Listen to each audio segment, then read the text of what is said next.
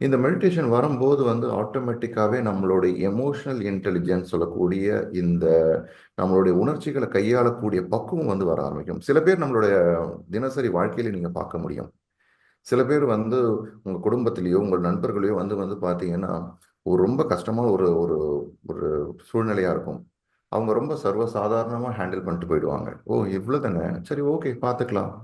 So ஒவ்வொரு இந்த மாதிரி நிதானமா யோசிக்கக்கூடிய அந்த பக்குவம் வந்து வர ஆரம்பிக்கும். அதை அவங்க மட்டும் எப்படி நார்மலா பண்ண முடியுது, பார்க்க முடியுது அந்த ஒரு விஷயத்த.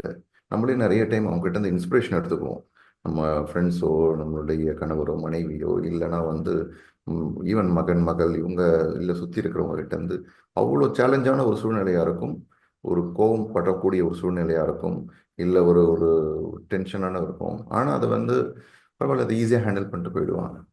ரைட். அப்போ அந்த உணர்ச்சிகளை கையாளக்கூடிய ஒரு பக்குவம் நமக்கு வந்து வரணும். அந்த 5 விஷயங்கள் நமக்கு ஒருத்தவங்க உணர்ச்சிகளை கையாளக்கூடிய விஷயங்கள் வந்து என்னன்னா self expression, self awareness, self expression, எம்பத்தி.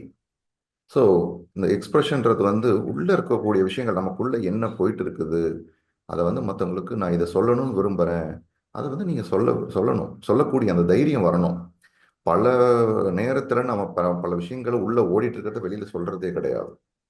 அவங்க என்ன நினச்சிக்குவாங்க, இவங்க என்ன நினச்சிக்குவாங்க, அவங்க வந்து அவங்க வந்து ஒரு ஒரு குடும்பத்தில் பெரியவங்க, இல்லை அவங்க வந்து ரொம்ப க்ளோஸ்டு ரிலேட்டிவ்ஸு. நான் எதாவது சொன்னால் அவங்க எதாவது போயிட்டு எதாவது எடுத்துக்கிட்டு தப்பாக எடுத்துக்கிட்டோ, இப்படியே சொல்லி சொல்லி நமக்குள்ளே உள்ள போட்டு போட்டு போட்டு வச்சுட்டு இருக்கோம். பிரமிட் ஆன்மீக மன்ற இயக்கம் மற்றும் PMC தமிழ் வழங்கும் பிரம்மஸ்ரீ பத்ரிஜியின் தெய்வீக வழிகாட்டுதலுடன் கரூர் தியான மகா யக்ஞம் வரும் செப்டம்பர் 6, 7ஆம் தேதிகளில் நடைபெற உள்ளது. தியானம் நடைபெறும் இடம் சின்ன கொங்கு திருமண மண்டபம், கரூர். மேலும் விவரங்களுக்கு இங்கு கொடுக்கப்பட்டுள்ள எண்ணை தொடர்பு கொள்ளவும். அனுமதி இலவசம். அனைவரையும் அன்புடன் கரூர் தியான மகா யக்ஞத்திற்கு அழைக்கிறோம்.